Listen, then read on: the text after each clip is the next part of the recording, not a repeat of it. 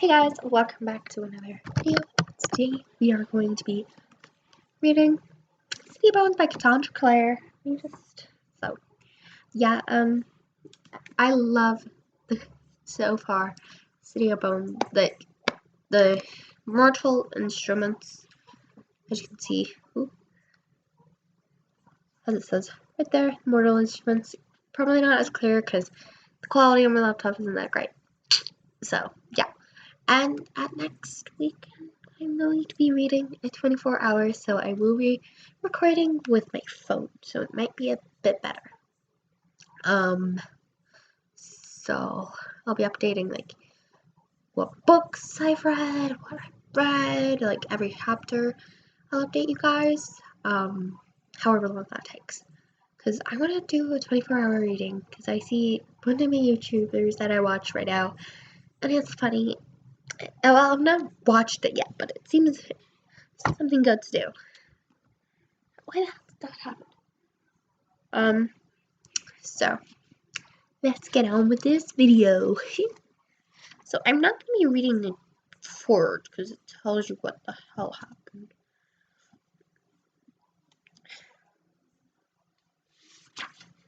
Sorry.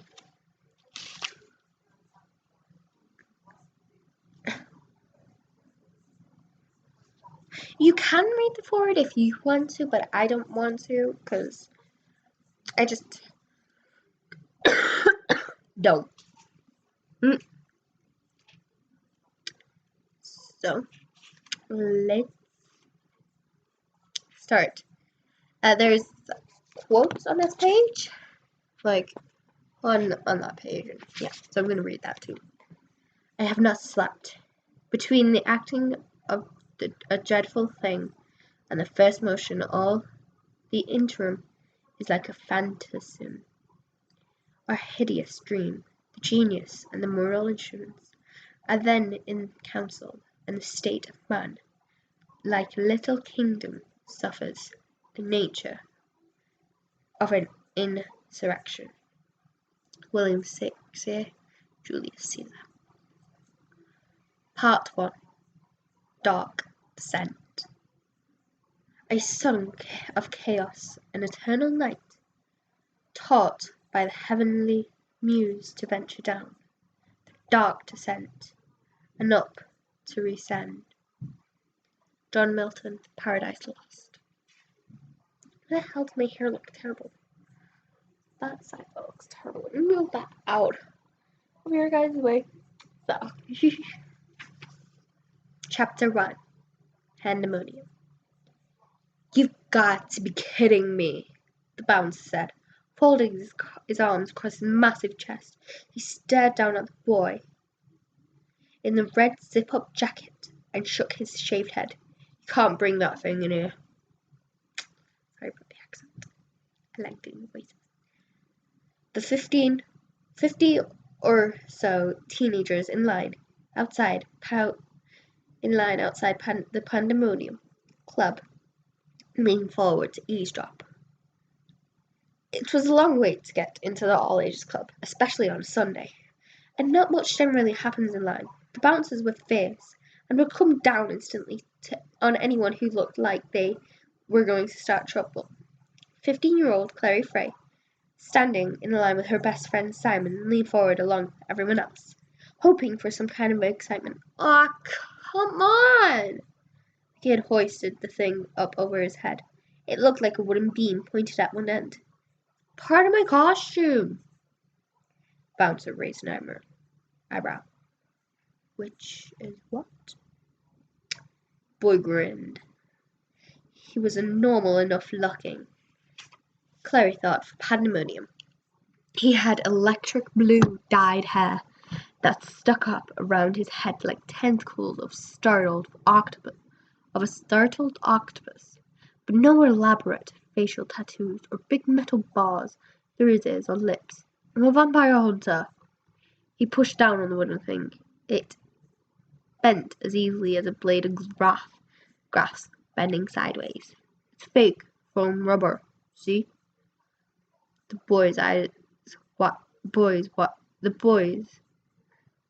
wide eyes were way too bright.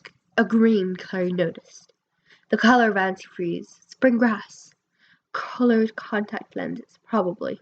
The bouncer shrugged, abruptly bored. Whatever, go on in. The boy slid past him, quick as an eel. Clary liked the lift to his shoulders, the way he tossed his hair as he went. There was a word for him that her mother would have used. Insolence. You thought he was cute, said Simon, sounding resigned. Didn't you? Clary dug her elbow into the ribs, but didn't answer. Inside the club was full of dry ice smoke. Colored lights played over the dance floor, turning into a multicolored fairyland of blues and acid greens, hot pinks and golds. The boy in the red jacket stroked the long razor-sharp blade in his hands, an idle smile playing over his lips. It had been so easy, a little bit of glamour on the blade to make it look harmless. Another glamour on his eyes. And the moment the bouncer had looked straight at him, he was in. Of course, he could probably have gotten by without all that trouble, but it was part of the fun. Fooling mundanes, doing it all out in the open, right in front of them, getting off on the blank looks on their faces. Not that the humans didn't have their uses. The boy's green eyes scanned the dance floor, where slender limbs clad in scraps of silk, black leather, appeared and disappeared inside the revolving columns of smoke as the monkeys danced.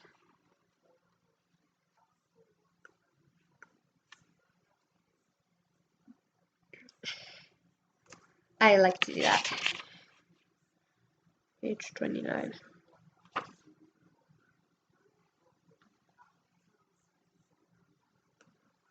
I've just had dinner, so sorry.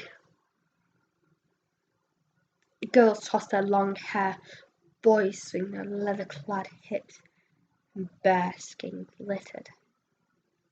He was swept. Vitality just poured off them. Waves of energy that filled him with drunken dizziness. His lip curled. They didn't know how lucky they were. They didn't know what it was like to eke out of life in a dead world, where the sun hung limp in the sky like a burned cinder. Their lives burned as brightly as candle flames, and were as easy to snuff out. His hand tightened on the blade he carried, and he had begun to step out onto the dance floor when a girl broke away from the mass of dancers and began walking toward him. He stared at her. She was beautiful for a human. Long hair, nearly the precise color of black ink, charcoal eyes, floor-length white gown, the kind of woman used to wear when this world was younger.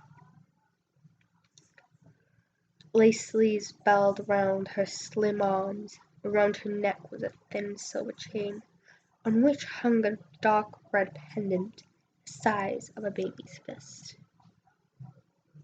He only had to narrow his eyes to know what it was real and precocious. Precautious. His mouth started to water as she neared him. Vital energy pulsed from her like blood from an open wound. She smiled, passing him, beckoning with her eyes. He turned to follow her, tasting the phantom sizzle of her death on his lips. It was always easy. He could already feel the power of her evaporating life coursing through his veins like fire. Humans were so stupid. They had something so precious, and they barely safeguarded it at all. They threw away their lives for money, for packets of powder, for a stranger's charming smile. The girl was as pale as a ghost. The girl was a pale ghost, retreating through the colored smoke. She reached the wall and turned, bunching up her skirt up in her hands, lifting it as she grinned at him. Under the skirt she was wearing thigh-high boots. He sauntered up to her, his skin prickling with her nearness. Up close she wasn't so perfect. He could see the mascara smudged under her eyes, the sweat sticking to her hair to her hair to her neck. He could smell her mortality. The sweet rot of corruption. Got you, he thought. A cool smile curled her lips. She moved to the side, and he could see that she was leaning against a closed door. No admittance. Storage was scrawled across it in red paint. She reached behind her for the knob, turned it, slid inside. He caught a glimpse of stacked boxes, tangled wiring, a storage room. He glanced behind him. No one was looking. So much the better if she wanted privacy. He slipped into the room after her, unaware that he was being followed. So, Simon said. Pretty good music, eh? Clary didn't reply. They were dancing, or what passed for it. A lot of swaying back and forth with occasional lunges toward the floor, as if one of them had dropped the contact lenses. In a space between a group of teenage boys in metallic corsets and a young Asian couple who were making out passionately, the colored hair extensions tangled together like veins, a boy with a lip-cursing and a teddy bear backpack was handing out 3 tablets of herbal ecstasy. His parachute pants flapping in the breeze from the wind machine. Clary wasn't paying much more attention to the immediate surroundings. Her eyes were on the blue-haired boy who'd talked his way into the club. He was prowling through the crowd, as if he were looking for something. There was something about the way he moved that reminded her of something. I, for one, Simon went on, am enjoying myself immensely. This seemed unlikely. Simon always stuck out in the club like a sore thumb in a jeans and an old t-shirt that said, Made in Brooklyn, across the front. His freshly scrubbed hair was dark brown instead of green or pink. His glasses perched crookedly on the end of his nose. He looked less as if he were contemplating the powers of darkness, and more as if he were on his way to chess club. Clary knew perfectly well that he came to Paranormal with her only because she liked it, that he thought it was boring. She wasn't even sure why it was that she liked it. The clothes, the music made it like a dream, someone else's life. Not her boring real life at all, but she was always too shy to talk to anyone but Simon. The blue-haired boy was making his way off the dance floor. He looked a little lost, as if he hadn't found whom he was looking for. Clary wondered what would happen if she went up to and introduced herself, offered to show him around. Maybe he'd stare at her, or maybe he was too shy. Maybe he'd be grateful and pleased and try not to show it, but the way boys did. But she'd know. Maybe. The blue-haired boy straightened up, suddenly snapping to attention like a hunting dog on point. Clary followed the line of his gaze and saw the girl in the white dress. Oh well, Clary thought, trying not to feel like a deflated party balloon. I guess that's that. Girl was gorgeous, the kind of girl Clary would have liked to draw. Tall and ribbon thin, with long spill of black hair. Even at this distance Clary could see the red pendant around her throat. It pulsed under the lights of the dance floor like a separate disembodied heart.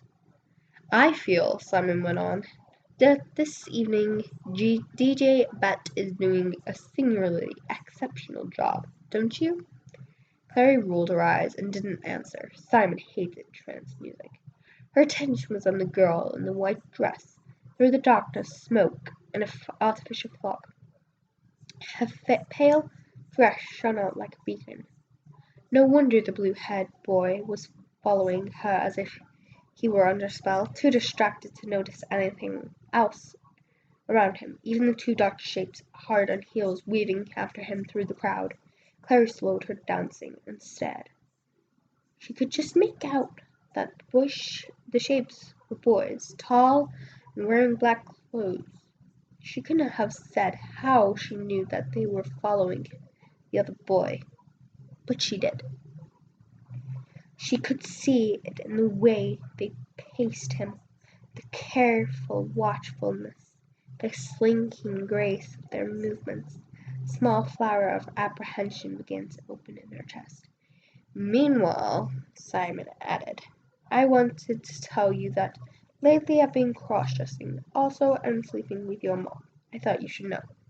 The girl had reached the wall and was opening the door marked no admittance. She beckoned the blue-haired boy after her. They slipped through the door. It wasn't anything Clary hadn't seen before.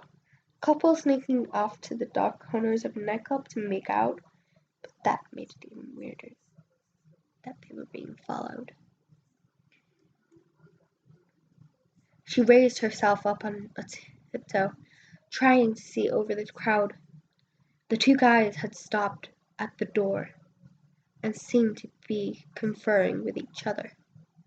One of them was blonde, the other dark-haired. The blonde one reached into his jacket and drew out something long and sharp that flashed under the strobing lights. A knife. Simon! Clary shouted and seized his arm. What? Simon looked alarmed. I'm not really sleeping with your mom. You know, I was just trying to get your attention. Now that your mom is a very attractive moment for her age. Do you see those guys? She pointed wildly, almost hitting a curvy black girl who was dancing nearby. The girl shot her an evil look. Sorry. Clary turned back to Simon. Do you see those guys? Those two guys over there, by that door? Simon squinted, then shrugged. I don't see anything. There are two of them. They were following the guy with the blue hair. The one you thought was cute. Yes, but that's not the point. The blonde pulled out a knife. Are you sure? Simon stared harder, shaking his head. I still don't see anyone, I'm sure. Suddenly, all business, Simon squared out his shoulders. I'll get one of the security guards. You stay here. He strode away, pushing through the crowd. Clary turned just in time to see the blonde boy slip through the no admittance door, his friend right on his heels. She looked around. Simon was still trying to shove his way across the dance floor. But he wasn't making much progress. Even if she yelled now, no one would hear her. By the time Simon got back, something terrible might have already happened. Biting hard on her lower lip, Clary started to wriggle through the crowd. What's your name? She turned and smiled. What a faint light there was in the storage room spilled down through the high barred windows, smeared with dirt. Piles of electrical cables along with broken bits of mirrored disco balls and discarded paint cans littered the floor. Isabel, that's a nice name. He walked toward her, stepping carefully among the wires in case any of them were live. In the faint light she shook half-transparent, bleached of color wrapped in white like an angel. It would be a pleasure to make her fall. I haven't seen you here before. Asking me if I come here often? She giggled, covering her mouth with a hand. There was some sort of bracelet around her wrist, just under the cuff of her dress. Then as she neared, he saw that it wasn't a bracelet at all, but a pattern inked into her skin. A matrix of swirling lines. He froze. You. He didn't finish. She moved with lightning swiftness, striking out at him with her open hand. A blow to his chest that would have sent him down gasping if he'd been a human being. He staggered back. And now there was something in her hand, a coiling whip that glinted gold as she brought it down, curling around his ankles, jerking him off his feet. He hit the ground, writhing, the hated metal biting deep into his skin. She laughed, standing over him, and dizzily he thought that he should have known. No human girl would wear a dress like the one Isabel wore. She'd worn it over her skin, all of her skin.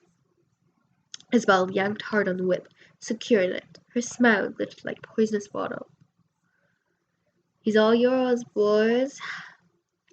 A low laugh sounded behind him, and now there were hands on him, hauling him upright, throwing him against one of the concrete pillars. He could feel the damp stone under his back. His hands were pulled behind him, his wrists bound with wire. As he struggled, someone walked round the side of the pillar into his view. Boy, young as Isabel, and just as pretty. His tawny eyes glittered like chimps of amber. So, the boy said, are there any more with you? The blue-haired boy could feel blood welling up under the tube-tight metal, making his wrists slippery. Any other what? Come on now. The tawny-eyed boy held up his hands. His dark sleeves slipped down, showing the runes inked all over his wrists, the backs of his hands, his palms. You know what I am. Far back inside his skull, the shackled boy's second set of teeth began to grind. Shadow Hunter, he hissed. The other boy grinned all over his face. Got you, he said. Clary pushed the door to the storage room open and stepped inside. For a moment she thought it was deserted. The only windows were high up and barred. Faint street noise came through them, the sound of honking cars and squealing brakes. The room smelled like old paint, and a heavy layer of dust covered the floor, marked by smeared shoe prints. There's no one in here, she realized, looking around in bewilderment. It was cold in the room, despite the August heat. Outside, her back was icy with sweat. She took a step forward, tangling her feet in electrical wires. She bent down to free her sneaker from the cables and heard voices. A girl's laugh, boy answering sharply. When she straightened up, she saw him. It was as if they had sprung into existence between one blink of her eyes and the next. There was a girl in her long white dress and her black hair hanging down her neck like damp seaweed. The boys were with her, the tall one with black hair like hers, and the smaller one, fair one, whose hair gleamed like brass in the dim light coming through the windows high above. The fair boy was standing, with his hands in his pockets, facing the punk kid, who was tied to a pillar with what looked like piano wire, his hands stretched behind him, his legs bound at the ankles. His face was pulled tight with pain and fear.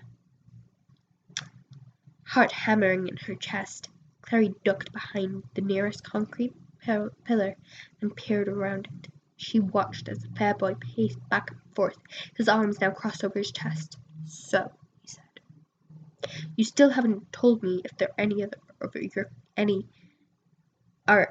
other of your kind with you." "Your kind?" Clary wondered. What was he talking about? Maybe she stumbled into some kind of gang war. "I don't know what you're talking about." The blue-haired boy's tone was pained but surely. "He means other demons," said the dog-headed boy, speaking for the first time. "You know what a demon is, don't you?" The boy tied his pillow, turned his face away, his mouth working. "Demons," drawled the blond boy, tracing the word on the air with his finger. "Religiously defined as hell denizens, the servants of Satan. Once said here for the purposes of the clave to be any malevolent spirit whose origin is outside our own home dimension." "That's enough, Jace," said the girl. Isabel's right, agreed the tall boy. "Nobody here needs a lesson in semantics or demonology." "They're crazy," Clary thought. "Actually crazy." Jace raised his hand and smiled. There was something fierce about the gesture, something that reminded Clary of the documentaries she'd watched about lions on their Discovery Channel, the way the big cats would raise their heads and sniff the air for prey. "Isabel and Alex think I talk too much," he said confidingly. "Do you think I talk too much?" The blue-haired boy didn't reply. His mouth was still working. "I could give you information," he said. "I know where Valentine is." Jace glanced back at Alec, who shrugged. "Valentine's in the ground," Jace said. "The thing's just toying with us." Isabel tossed her hair. "Kill it, Jace," she said. "It's not going to tell us anything." Jace raised his hand, and Clary saw a dim light spark off the knife he was holding. It was oddly translucent. The blade was clear as crystal, sharp as a shard of glass, the hilt set with red stones. The bound boy gasped. "Valentine is back," he protested, dragging at the bonds that held his hand behind his back. "All the infernal worlds know it." "I know it. I can tell you where he is." Rage flashed suddenly in Jace's icy eyes. "By the angel, every time you capture one of you bastards, you claim you know where Valentine is. Well, we know where he is too. He's in hell. And you." Jace turned the knife in his grasp, the edge sparkling like a line of fire. "You can join him there." Clary could take no more. She stepped out from behind the pillar. "Stop," she cried. "You can't do this." Page 24. Sorry, guys. My throat's really tickling me. But, I don't know who I like better. I understand Clary's side, but he's kind of cruel. I understand that he's demon, but from what I hear, he's cute. Blue hair. It's cute. I like blue hair.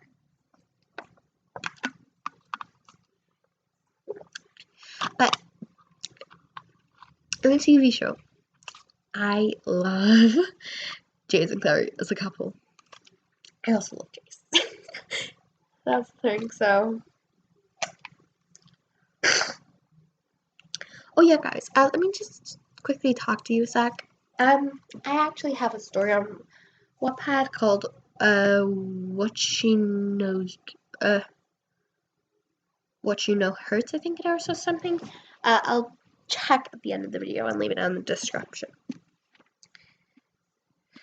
I guess we'll get back to our book.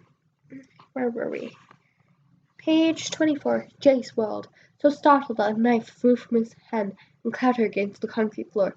Isabel and Alec turned along with him, wearing identical expressions of astonishment. The blue-haired boy hung in his bonds, stunned and gasping. It was Alec who spoke first. What's this? He demanded, looking from Clary to his companions, as if they might know what she was doing here. It's a girl, Jace said, recovering his composure. Surely you've seen girls before. Alec, your sister. Alec, seen girls before. Alec, your sister. Isabel. He took a step closer to Clary, squinting as if he couldn't quite believe what he was seeing. A Mundy girl, he said, half to himself. And she can see us. Of course I can see you, Clary said. I'm not blind, you know? Oh, but you are, said Jace, bending to pick up his knife. You just don't know it. He straightened up. You'd better get out of here. If you know what's good for you. I'm not going anywhere, Clary said. If I do, you'll kill him. She pointed at the boy with his blue hair. That's true, admitted Jace, twirling the knife between his fingers. What do you care if I kill him or not? Because, Clary sputtered, you can't just go around killing people. You're right, Jace said. Can't go around killing people. He pointed at the boy with blue hair, whose eyes were slitted. Clary wondered if he'd fainted. That's not a person, little girl. It may look like a person and talk like a person and maybe even bleed like a person, but it's a monster. Jace, said Isabel warningly, that's enough. You're crazy, Clary said, backing away from him. I've called the police, you know. They'll be here any second. She's lying, said Alec, but there was doubt on his face. Jace, do you... He never got to finish his sentence. At that moment, the blue-haired boy, with a high, yowling cry, tore free of the restraints binding him to a pillar and flung himself on Jace. They fell on the ground and rolled together, the blue-haired boy tearing at Jace with his hands that glittered as if tipped with metal. Clary backed up, wanting to run, but her feet caught on the loop of wiring as she went down, knocking the breath out of her chest. She could hear Isabel shrieking. Rolling over, Clary saw the blue-haired boy sitting on Jace's chest. Blood gleamed at the tips of the razor-like claws. Isabel and Alec were running toward them. Isabel brandishing a whip in her hand, the blue-haired boy slashed at Jace with his claws extended. Jace threw an arm up to protect himself. The claws raked it, splattering blood. The blue-haired boy lunged again, and Isabel's whip came down across his back. He shrieked and fell to the side. Swift as a flick of Isabel's whip, Jace rolled over. There was a boy gleaming in his hand. There was a blade gleaming in his hand. He sank the knife into the blue-haired boy's chest. Blackish liquid exploded around the hilt. The boy arched off the floor, gurgling and twisting. With a grimace, Jace stood up. His black t-shirt was blacker now, in some places, wet with blood. He looked down at the twitching form at his feet, reached down and yanked out the knife. The hilt was slick with black fluid. The blue-haired boy's eyes flickered open. His eyes, fixed on Jace, seemed to burn between his teeth. He hissed,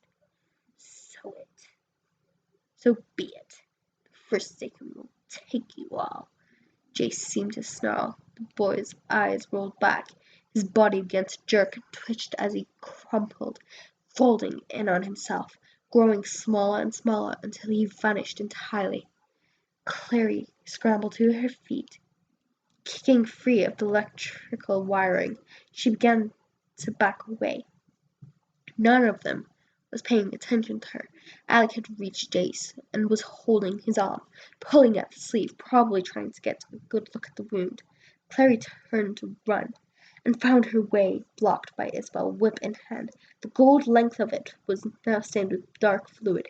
She flicked it toward Clary, and the end wrapped itself around her wrist and jerked tight. Clary gasped with pain and surprise. Stupid little Mundy, Isabel said between her teeth. You could have got Jace killed. He's crazy, Clary said, trying to pull her wrist back. The whip bit deeper into her skin. You're all crazy. What do you think you are? Vigilant killers? The police aren't usually interested unless you can produce a body, Jace said, cradling his arm. He picked his way across the cable-strewn floor toward Clary. Alec followed behind him, face screwed into a scowl. Clary glanced at the spot where the boy had disappeared from, and said nothing. There wasn't even a smear of blood there, nothing to show that the boy had ever existed. They return to their home dimensions when they die, said Jace, in case you were running. Jace! Alec hissed. Be careful. Jace drew his arm away. Ghoulish freckling of blood marked his face. He still reminded her of a lion with his wide spaced, light-colored eyes and that tawny gold hair. She could see us, Alec, he said. She already knows too much. So what do you want to do with her? Isabel demanded. Let her go, Jace said quietly. Isabel shot him a surprised look, almost angry look, but didn't argue. The whip slithered away, freeing Clary's arm. She rubbed her sore wrist and wondered how the hell she was going to get out of there. Maybe we should bring her back with us, Alec said. I bet Hodge would like to talk to her. No way are we bringing her to the Institute, said Isabel. She's a Mundy. Her is she? Jace said Jace softly. His quiet tone was worse than Isabel snapping or Alec's anger. Have you had dealings with demons, little girl? Walked with warlocks? Talked with the night children? Have you? My name is not little girl, Clary interrupted. And I have no idea what you're talking about. Don't you? Said a voice in the background. You saw that body vanish into thin air.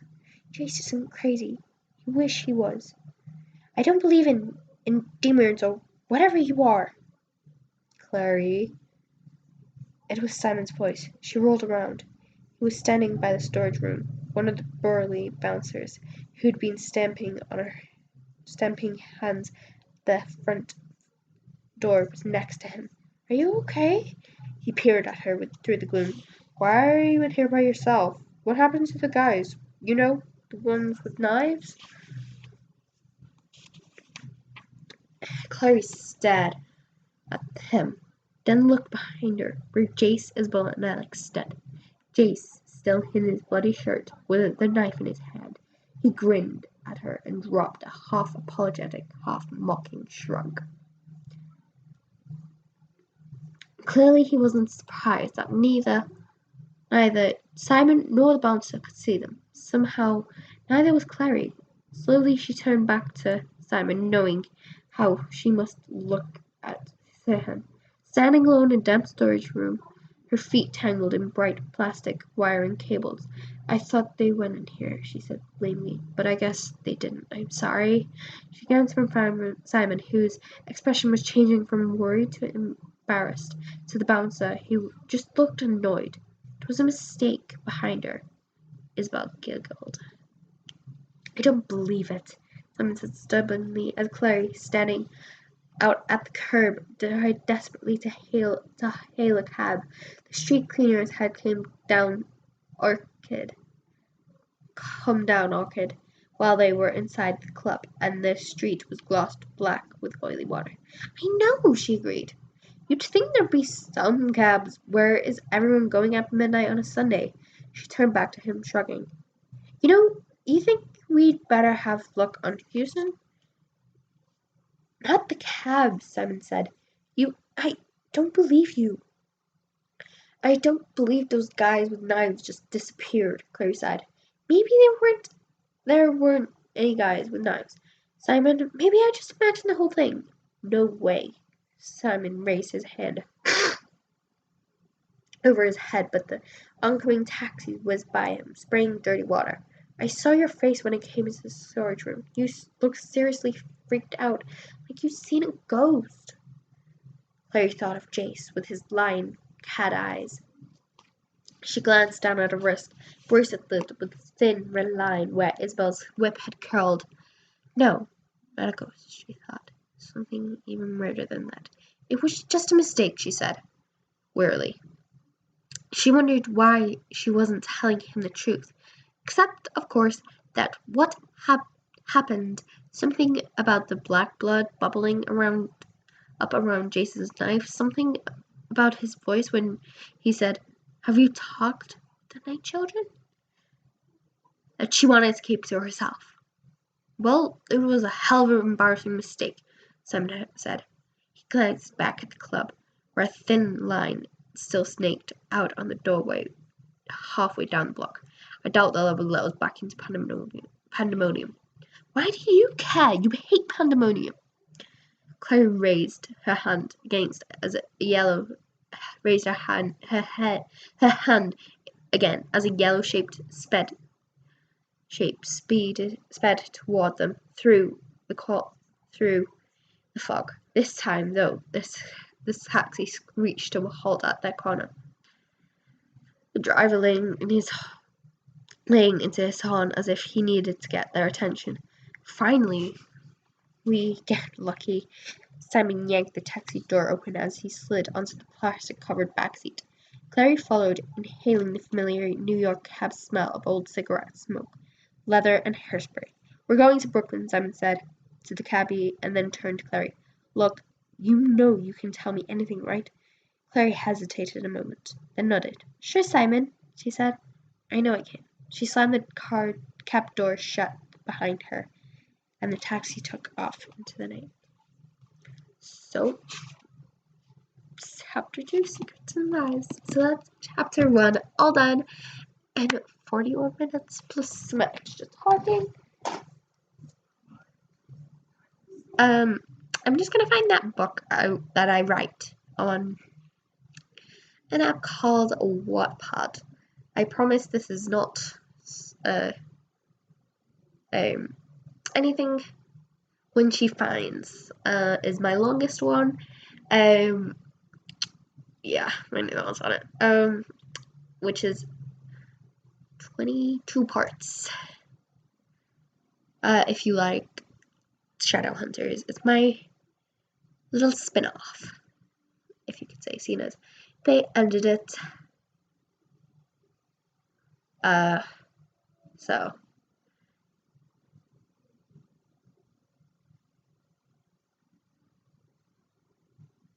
yeah. So it was. I already forgot. I can't remember if I told you the name of it. Yeah, When She Finds. So go check that out. And I'm gonna end this video here, and I'll probably do this later on tonight if I cannot get to sleep. But it's a really decent book. I really suggest it. I forgot to read the blurb of this book, but I guess you can read it on your own. Well, there's not much. I'll read it to you guys quickly. Clary Frey is seeing things. Vampires in Brooklyn and werewolves in Manhattan. Irresistibly drawn to the Shadowhunters, a secret cadre of warriors dedicated to ridding the world of demons. Clary encounters the dark side of New York City and the dangers of forbidden love. I've read this book before. I'm not gonna say it, but I really like that. But yeah. So